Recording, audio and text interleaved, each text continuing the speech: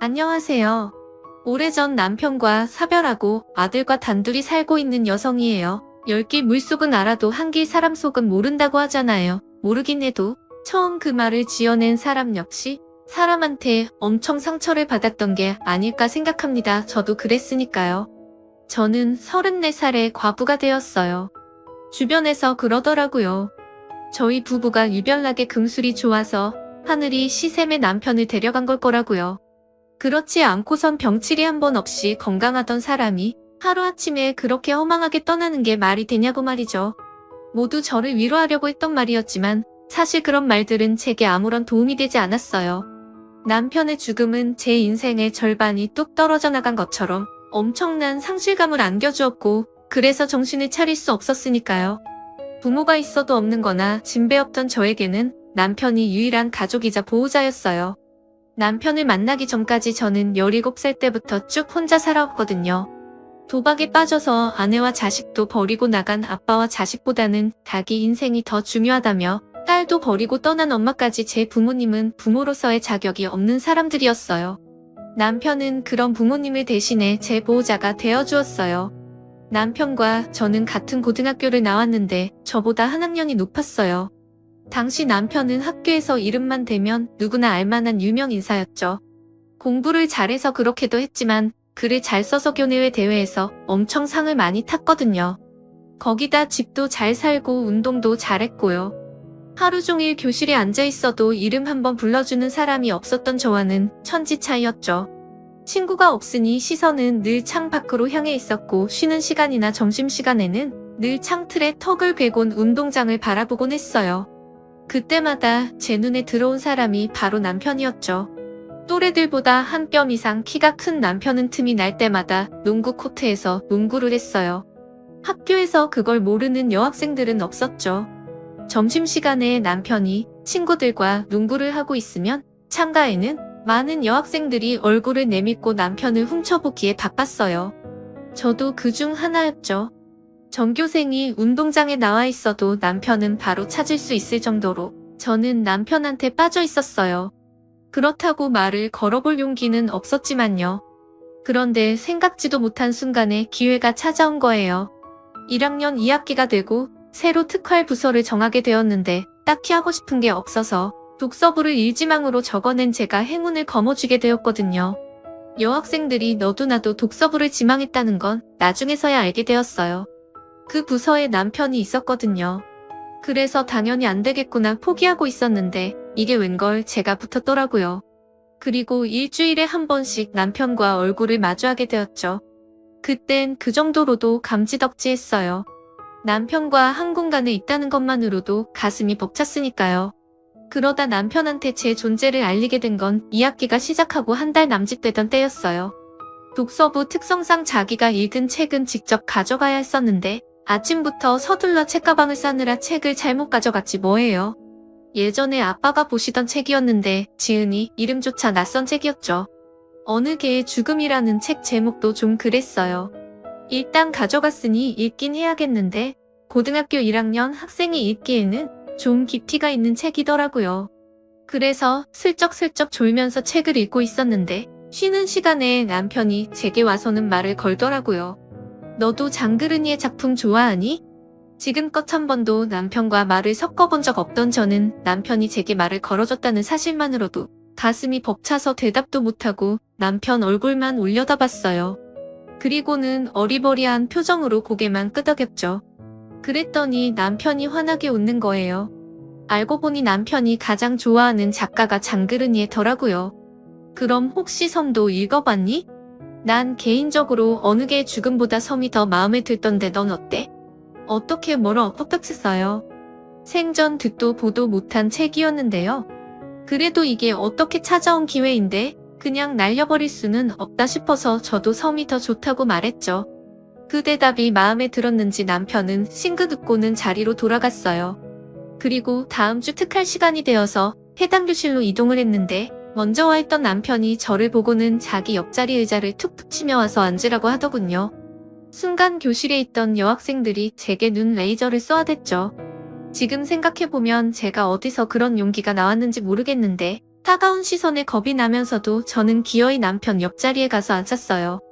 남편은 제게 보여주려고 가져왔는지 책을 몇 권 꺼내놓더니 마음에 드는 걸 골라보라고 하더군요. 그때 제가 고른 책은 알베르 까미의 이방인이었어요. 그저 이방인이라는 단어가 내 처지랑 닮은 것 같아서 고른 것뿐이었죠. 그런데 역시 넌 나랑 취향이 비슷했어. 장그르니를 좋아한다기에 일부러 까미 작품도 가져온 건데 한눈에 알아보네. 너도 장그르니가 까미 스승이었던 거 아는구나? 까미가 쓴 섬서문도 읽어봤지? 진짜 멋지지 않니? 이건 뭐 외계어도 아니고 도통 뭔 소리를 하는지 알아들 수가 없더라고요. 안 그래도 말수가 적은 저는 남편이 기대하는 반응대로 살짝 웃거나 고개를 끄덕이는 정도로 저의 무지함을 숨겼어요.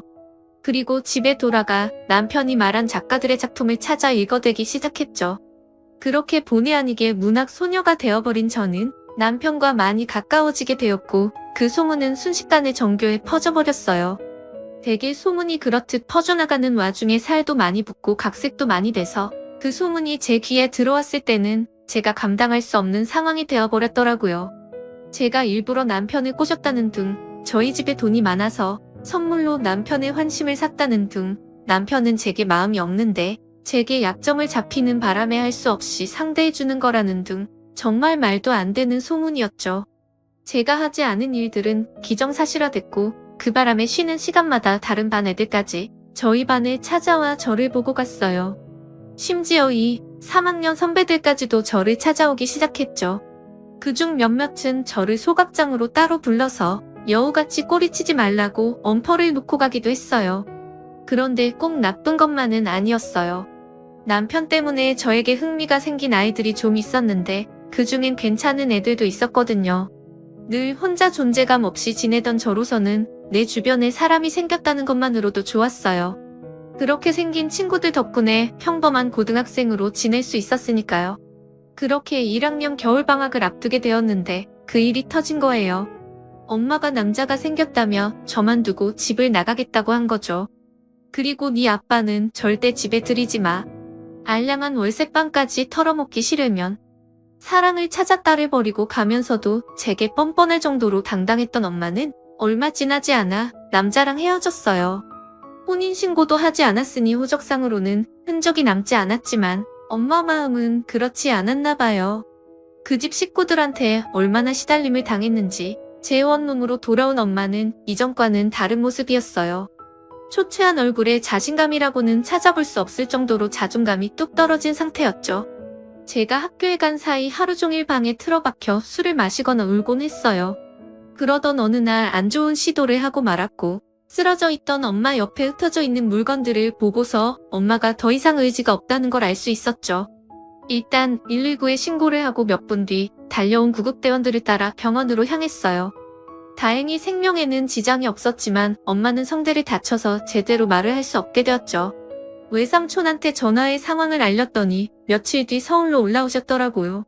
의사와 상담을 한 외삼촌은 엄마를 외과와 가까운 요양병원에 입원시키겠다고 하셨어요. 몸도 마음도 만신창이가 된 엄마한테는 그게 최선이라면서요.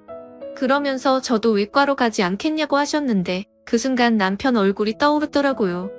이렇게 떠나버리면 더는 남편을 볼 수 없을 거라는 생각을 하자 코끝이 시큰해지더라고요. 그래서 서울에 남겠다고 말씀드렸죠. 엄마랑 살 때도 거의 방치되다시피 했었기 때문에 혼자 사는 건 두렵지 않다고요. 외삼촌은 몇 번이나 설득을 하시다가 안 되겠는지 자주 연락하라는 말씀을 남기시고 돌아가셨어요. 며칠간 정신없이 병원에서 지낸 탓에 엄마와 외삼촌을 떠나보내고 피곤이 몰려왔어요. 얼른 집에 가서 씻고 누워야겠다 생각뿐이었죠. 그렇게 무거운 몸을 이끌고 집에 도착했는데 저희 집 앞에 남편이 서 있는 거예요. 며칠 학교를 빠졌더니 걱정이 돼서 찾아왔더라고요. 남편을 보자 갑자기 서러운 마음이 들어 자리에 주저앉아 엉엉 울어버렸어요. 그동안 잘 참아왔는데 저도 어쩔 수 없는 애였던 거죠. 한참을 울고 나서 남편한테 제 사정을 털어놓았어요. 제 얘기를 듣는 내내 남편의 표정은 복잡하게 변해갔어요. 슬픈 건지 화가 난 건지 좀처럼 알 수 없는 그 표정이 내가 괜한 말을 한 게 아닐까 후회가 됐지만 이어진 남편의 말에 안심이 되더라고요. 제 걱정을 하면서도 저를 달래주려고 애쓰는 남편을 보니 그 어떤 어른들보다도 든든하게 느껴졌어요. 그날 이후로 남편은 약속대로 저를 잘 챙겨주었어요. 남자친구라는 느낌보다는 친오빠에 가까운 느낌이었죠. 같이 장 보러 다니고 옷을 살 때나 생필품을 살 때도 같이 따라가 주었어요. 시험 기간에는 저 혼자 늦은 시간까지 도서관에 있는 게 걱정된다며 자기네 집에서 버스로 두정 요정이나 되는 거리를 매번 달려와 주었죠. 혼자 사는 저 때문에 남편은 문 잘 잠궜어? 쌀은 있어? 김치는? 우리 집에서 반찬 좀 가져다 줄까? 이런 말들을 입에 달고 살았어요. 한참 공부를 해야 하는 고3 때도 남편은 공부보다는 제 걱정뿐이었죠. 날 생각해주는 건 고마운 일이었지만 나 때문에 남편 인생을 망친다면 저 스스로가 용서가 안 될 것 같았어요. 그래서 초강수를 띄웠죠.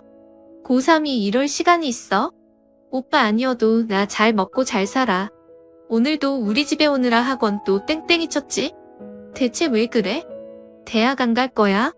나 오빠가 대학 떨어지면 오빠 안 만날 거야. 능력 없는 남자 별로거든. 그래도 괜찮겠어?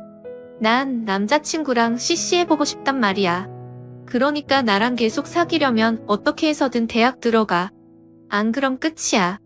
그날 제 말에 충격을 받은 남편은 미친 듯이 공부를 시작했어요. 원체 공부를 잘하던 사람이라서 마음먹고 달려드니 성적이 쑥쑥 오르더라고요. 그렇게 대학에 합격한 남편은 제가 같은 대학에 들어갈 수 있도록 과외까지 해주었어요. 그렇게 꿈에 그리던 CC가 됐지만 같이 한 학기도 다녀보지 못한 채 남편은 군입대를 하게 되었죠. 군입대 영장을 받은 남편은 한동안 고민을 하더니 하루는 제 손을 잡고 아버님 회사로 찾아갔어요. 그리고는 다짜고짜 결혼을 하겠다고 폭탄 선언을 해버린 거예요. 아빠, 저희 결혼 허락해주세요. 진영이 혼자 남겨두고 군에 갈 자신이 없어요. 제가 군대에 있는 동안 진영이 저희 집에 살게 해주세요. 제가 제대하면 제 손으로 돈 벌어서 분가할게요. 말도 안 되는 상황에도 아버님은 화도 내지 않으셨어요. 저희 아버님이 참 대단하신 분인 게 당황스러운 상황에서도 자신이 원하는 걸 교묘하게 잘 챙기신다는 거예요. 혈기왕성한 아들의 객기 앞에서도 아버님은 평정심을 잃지 않으셨고 조금 제 남편을 설득하셨어요. 제 걱정이 돼서 그런다면 남편이 제대할 때까지 아버님이 돌봐주시겠다며 결혼은 스스로 분가할 능력이 됐을 때 하라고 하셨죠. 가정을 이룰 능력도 안 되면서 덜컥 결혼부터 하는 건 자신한테도 그렇고 배우자한테도 못할 짓이라고요. 결국 남편은 아버님 말씀에 설득되었고 자신이 없는 동안 저를 돌봐달라는 부탁을 드리고 입대를 하게 되었어요. 아버님은 남편과의 약속대로 저를 살뜰히 돌봐주셨어요.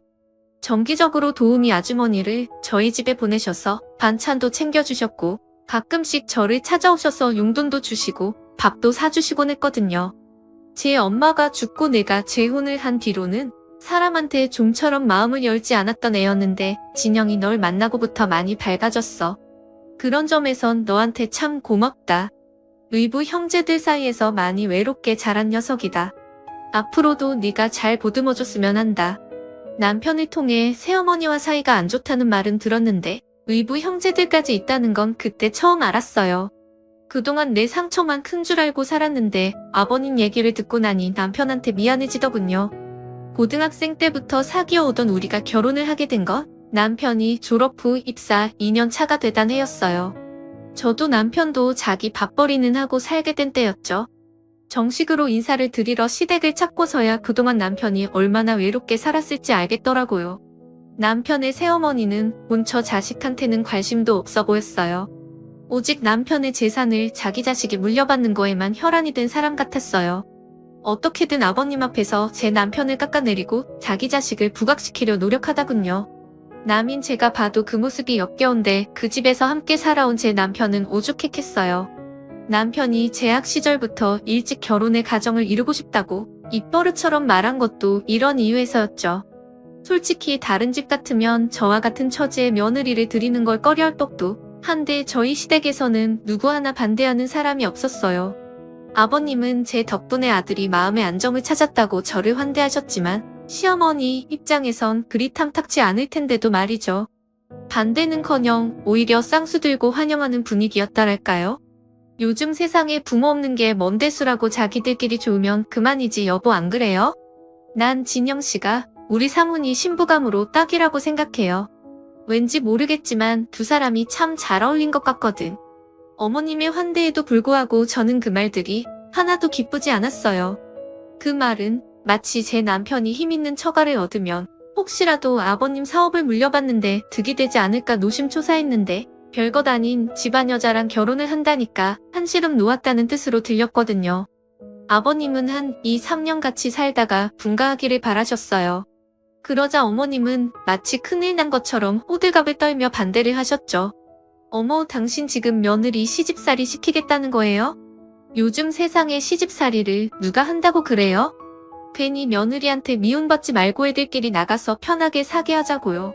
내가 안 그래도 괜찮은 집 알아본 게 있는데 아가 언제 시간 나면 나랑 같이 집 보러 가자꾸나? 어머님은 저를 데리고 부동산을 휘저으며 신혼집 찾는 걸 도와주셨지만 이런 어머님의 노력에도 불구하고 아버님이 번번이 반대를 하셨어요. 결혼식 날짜는 다가오고 신혼집은 구하지도 못하고 당사자인 우리 부부는 걱정이 이만저만이 아니었죠. 결국 아버님 뜻에 따라 시댁에서 2년간 살다 나가는 걸로 하고서야 걱정은 끝낼 수 있었어요. 말이 2년이지 시댁에서 사는 그 시간은 제 인생 최고의 구역이 아닐 수 없었어요. 그 집에서는 시어머니가 낳은 자식이 둘 있었는데 남편보다 5살 어린 시동생과 연년생인 시누이는 정말 인성이 쓰레기 같았거든요. 시어머니는 그래도 아버님 눈치를 살피며 여우짓을 한다지만 시누이는 대놓고 여우였어요. 여자 형제가 하나뿐이라 어릴 때부터 응석바지로 자라 그런지 뭐든지 마음대로 하려고 들고 뭐든 지가 가져야 직성이 풀리는 성격이었죠. 대학생이 학교에 가는 날보다 나이트에서 죽치며 술 퍼마시는 날이 더 많았어요. 그러면서도 명품 욕심은 또 어찌나 많은지 신상이 들어오기가 무섭게 백화점으로 달려가 기어이 손에 넣고야 말았죠. 그렇게 시누이가 써대는 아버님 카드값만 해도 한 달에 수백은 됐어요. 시어머니는 딸의 도가 넘는 사치를 나무라기는커녕 아버님이 모르시게 숨기기에 급급했죠. 하지만 더는 숨길 수 없는 일이 생기고 만 거예요. 시누이가 나이트에서 만나 원나잇을 했던 남자의 애를 가지게 된 거였죠. 처음엔 아버님 몰래 수술을 시키려고 했던 어머님은 상대 남자가 대학병원 인턴이라는 얘기를 듣고는 결혼을 시키기로 노선을 바꾸셨어요. 대학도 졸업하기 전이었던 시누이는 어차피 학점도 안 좋아서 졸업도 힘든 대학 이참에 때려치우자는 신보로 결혼을 하기로 마음먹은 것 같더라고요. 그런데 상견례 자리에서 일이 터진 거예요. 상대 남자 집에서는 저희 시댁 체력을 보고는 병원 하나쯤은 차려주겠거니 기대를 했는데 아버님이 딱 잘라 거절을 하셨거든요. 아시다시피 저는 사업을 하는 사람입니다. 손해를 보는 일은 하지 않아요.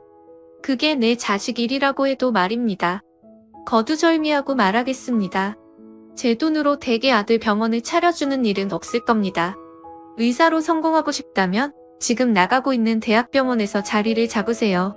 실력이 안 돼서 대학병원에서 밀려난 사람한테 내 돈 들에 병원을 차려준들 성공하겠습니까? 거기서 살아남을 영역이 안 된다면 페이닥터로 나서는 것도 방법입니다. 생각해보세요. 자는 시간도 없이 죽어라 일하고 공부해도 모자랄 인턴이 나이트에서 여자랑 놀고 있다면 그 사람이 제대로 된 의사겠습니까? 아버님은 일찌감치 사위감의 댐댐이를 알아보신 거죠. 저것만 믿고 병원을 때려치려고 했던 신우의 남편은 사색이 돼서는 아버님께 매달려봤지만 소용없었어요.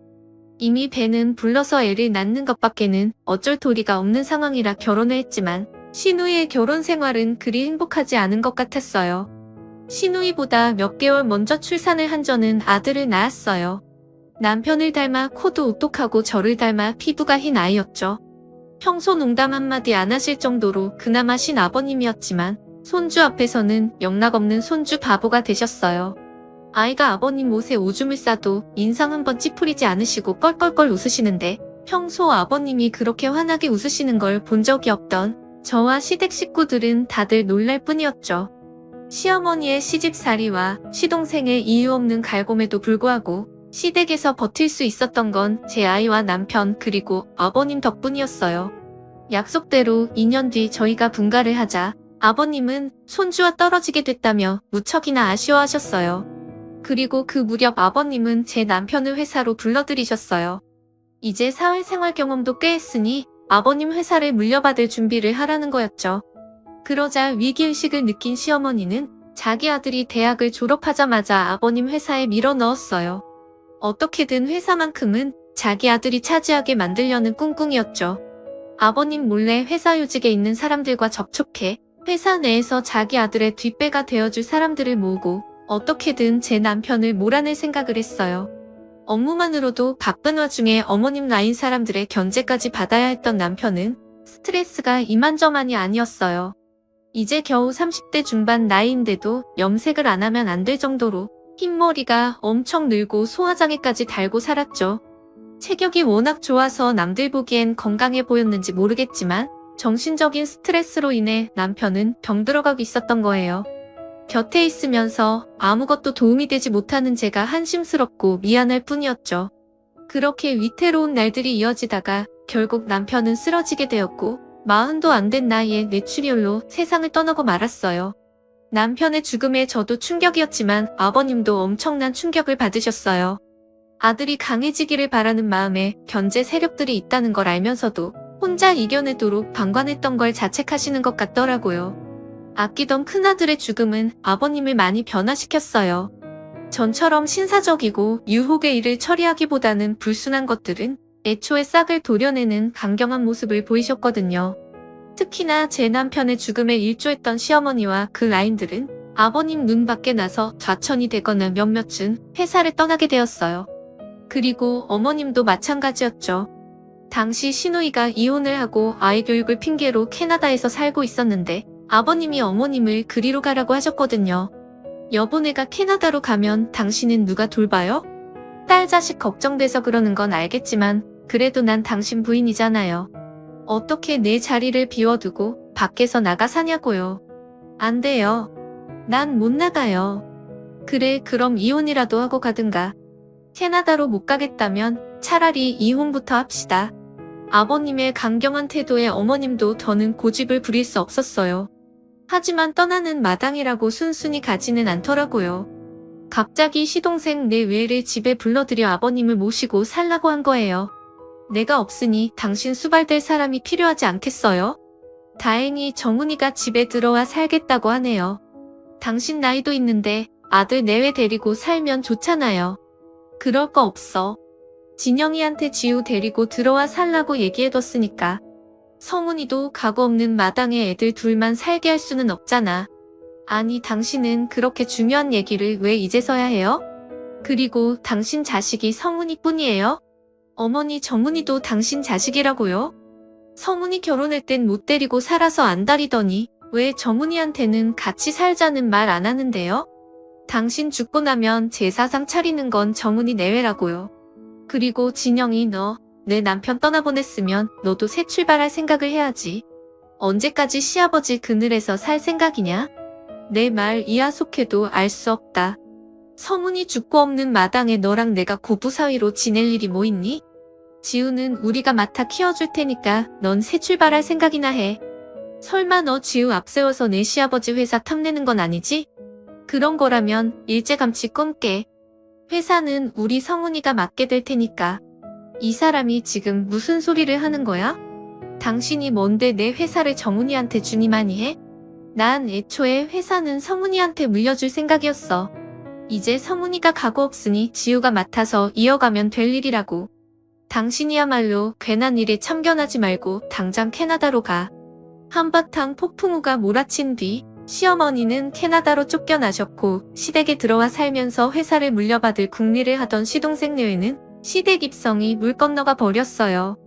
대신 저랑 제 아들이 시댁에 들어가 살게 되었죠. 솔직히 남편도 없는 마당에 시아버지랑 함께 사는 게 불편하기는 했지만 아들을 위해서는 그게 최선이다 싶더라고요. 적어도 저랑 단둘이 사는 것보다는 외롭지도 않고 아빠 사랑 대신 할아버지 사랑은 받을 수 있을 테니까요. 시어머니와 시누이 시동생은 저에게 반감을 가지고 있었지만 다행히 동서만큼은 그러지 않았어요.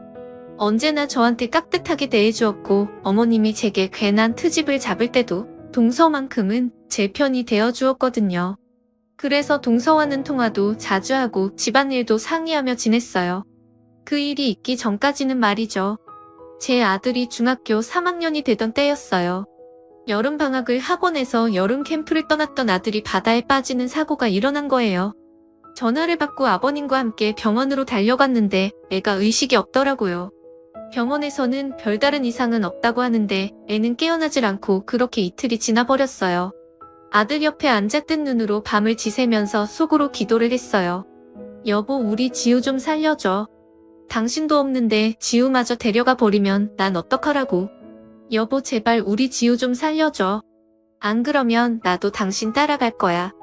종교도 없던 저는 마음속으로 남편한테 빌었어요. 아들만큼은 살려달라고요. 3일째 되는 날 동서가 병원으로 찾아왔더라고요. 그런데 평소 살갑던 동서가 그날따라 찬바람이 쌩쌩 부는 거예요. 저를 보고도 인사를 하는 동만 운동하고는 담당 의사부터 만나러 가더라고요. 조금 이상한 감은 있었지만 동서가 우리 지우 걱정 때문에 의사한테 정확한 상태를 알아보려고 그러나 보다 했죠. 그런데 담당 의사를 만나러 간 동서가 한참이 지나도 돌아오지 않는 거예요. 혹시 병실을 못 찾나 싶어서 복도로 나와봤는데 비상구 쪽에서 동서 목소리가 들리더라고요. 어머님, 방금 담당 의사 만나고 나왔어요. 현장에서 응급조치가 잘 돼서 이상은 없다는데 애가 3일째 의식불명이에요. 이 3월로는 당장이라도 깨어날 수도 있고 영영 못 깨어날 수도 있다네요. 어머님도 참, 하늘도 스스로 돕는 자를 돕는다고 그이가 회사를 위해 열심히 일하니까 이런 좋은 일도 생긴 거죠 뭐. 깨어날 애라면 3일이 지나도록 절하고 있겠어요? 이제 틀린 거라고 봐야죠. 지우 장례 치르면 바로 지우 엄마도 내쫓으라고요. 남편 잡아먹고 자식까지 잡아먹은 주제에 염치가 있어야지 어떻게 이 집에 남아있어요. 모르긴 해도 아버님도 반대는 안 하실 거예요. 암튼 장례 일정 잡히면 연락드릴 테니까 귀국할 준비하고 계세요. 동서, 지금 그게 무슨 말이야? 장례 일정이라니, 설마 우리 정우 장례를 치르겠다는 거야? 멀쩡히 살아서 병실에 누워있는 애를 장례를 치르겠다는 게 말이 되냐고. 이거 왜 이러세요? 애 의식불명 상태로 있은 지 벌써 3일째예요. 깨어날 가망 없다는 거 인정하시라고요. 돈 욕심에 송장이라도 움켜쥐고 있을 생각인가 보네? 뭐? 너 말이면 단 줄 알아? 내 새끼라면 그렇게 쉽게 포기하겠니? 내 딸이라면 의식 없는 애 앞에 두고 장례 치를 생각부터 하겠냐고. 남도 아니고 작은 엄마라는 사람이 어떻게 이럴 수가 있어? 네가 그러고도 사람이야? 네가 사람이냐고. 저는 발악을 하며 동서의 옷깃을 잡고 흔들었어요. 그러자 동서가 제 손을 뿌리치며 그러다군요. 나 참 별거지 같은 게 덤비기는. 형님 대접 좀 해줬더니 지가 뭐라도 되는 줄 아는 모양이네. 이봐요. 댁에 남편 죽던 순간부터 당신은 나가리 된 거야. 아들 앞세워 시댁 재산 노려볼 요령인 모양인데 꿈도 꾸지 마. 막말로 시아버지가 오래 살겠니? 내 남편이 오래 살겠니? 네 아들 저렇게 안 됐어요. 아버님 죽고 나면 어차피 너랑 네 아들 내쫓으려고 그랬어. 뭘 알아야지. 판이 어떻게 돌아가는지 감이 안 와? 하긴. 그러니 그 꼬레지를 하고 살고 있지. 이제야 본색을 드러내는 동서를 보며 충격에 온몸이 부들부들 떨렸어요. 동서가 돌아가고 난 뒤 병실에 혼자 남아 잠들어 있는 아들을 바라보는데 설움이 북받쳐서 눈물만 나더라고요. 도대체 내 인생은 어떻게 되어 먹었길래 부모복도 없고 남편을 앞서 보낸 것도 모자라 아들까지 이렇게 된 건지 억울하고 화가 나서 감정을 주체할 수 없었어요. 그렇게 아들 손에 얼굴을 묻고 잠이 들었는데 얼마나 잤을까요? 부산하게 움직이는 발소리에 잠에서 깨어나 고개를 들었더니 간호사들과 당직 의사가 제 아들 상태를 살피고 있더라고요. 저를 본 간호사는 반가운 표정으로 아드님이 깨어났다고 말해주었어요. 아들 녀석은 마치 잠에 취한 것처럼 비몽사몽이긴 했지만 분명 눈도 뜨고 있고 손가락도 움직이고 있더라고요. 순간 드는 생각은 남편이 내 기도를 들어줬구나 하는 생각뿐이었어요. 그래서 나도 모르게 혼잣말처럼 연신 감사합니다를 연발했어요. 제 아들이 깨어났다는 소식에 아버님은 바로 병원으로 달려오셨어요. 얼마 뒤 아들은 서울에 있는 병원으로 옮겼고 거기서 정밀 검사까지 다시 받은 뒤 이상이 없다는 진단을 받고서야 퇴원을 했어요. 제 아들 장례식 준비를 하겠다며 기세등등하던 동서는 언제 그랬냐는 듯 꼬랑지를 내리고 제 앞에서 전처럼 찰랑거리더군요. 이미 동서의 검은 속을 본 이상 그런 모습이 달갑게 보이지 않았어요. 그렇다고 시댁 식구들 앞에서 동서랑 드자비를 할 수도 없는 노릇이었죠. 그냥 더러운 똥 보듯 피하자 싶었는데 글쎄 저 대신 아버님이 응징을 해주었지 뭐예요. 알고 보니 그날 제가 동서랑 싸우던 모습을 아버님 기사님이 다 보고 아버님께 보고를 했던 모양이었어요. 아버님은 회사 일 때문에 병원에 계실 수 없어서 기사님을 병원에 붙여주셨는데 이렇게 도움이 될 줄은 몰랐네요. 기사님을 통해 동서가 했던 말을 고스란히 전해드리신 아버님은 제 아들이 퇴원을 하자마자 시동생 내매를 집으로 불렀어요. 그리고는 중대 발표를 하셨죠. 지우가 깨어난 김에 확실히 해둬야 할 것 같아서 다들 오라고 했다. 내가 언제 어떻게 될지 모르겠지만 내 회사는 장손인 지우한테 줄 생각이다. 이미 유언장도 작성해 놓았다. 아버지 그게 무슨 말씀이세요? 아버지 아들이 내가 버젓이 있는데 왜 손자한테 회사를 넘겨요? 왜요? 저는 아버지 친자식이 아니라서 그러세요. 그럴 거면 애초에 저를 회사에 받아주지 말지 그러셨어요. 그랬으면 일찌감치 포기하고 살았을 거 아니에요. 지금까지 왜 희망 고문을 하신 거냐고요. 이 녀석아 내가 이날일 때까지 성훈이랑 너희 남매를 차별한 적이 있었냐? 오히려 내 아들 성훈이가 내 엄마랑 니들 남매 등살에 집에 정무 붙이고 밖으로 놔두는 걸 보면서도 내새가 않고 살았다. 그런데 결과적으로 어떻게 됐냐? 네 엄마는 뒤에서 성훈이 끌어내리려고 수적질이나 부리고 니들은 죽지도 않은 내 손자 장례 치를 준비나 하지 않았냐?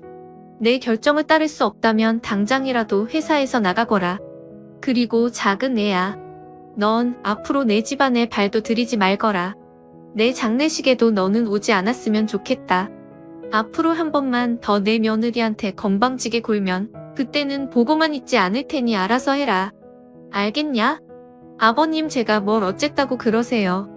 형님이 뭐라고 했는지는 모르겠지만 제 얘기도 들어보셔야죠.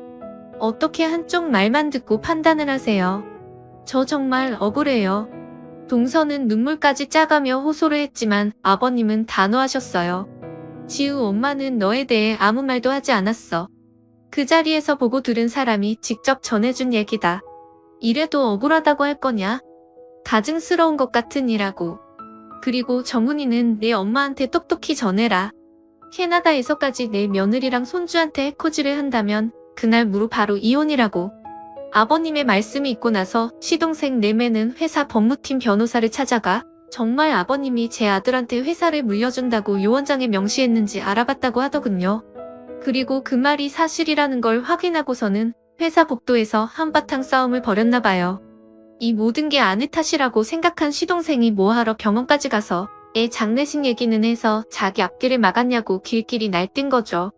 그 일을 계기로 사이가 갈라진 시동생 부부는 결국 얼마 뒤 이혼을 했어요. 그리고 5년이 지난 지금 제 아들은 다니던 대학을 휴학하고 군복무 중이에요. 다음 주에는 휴가를 나온다고 해서 아버님과 저는 한껏 들떠 있답니다. 캐나다에서 오신 어머님은 그때 이후로 한 번도 집에 오지 않으셨어요. 한국에 들어오셔서도 시동생 집에만 계시다가 다시 캐나다로 가시는 것 같더라고요. 산 사람은 어떻게든 산다고 자식을 잃은 시아버지와 남편을 잃은 며느리는 오늘도 서로를 의지하며 살고 있답니다.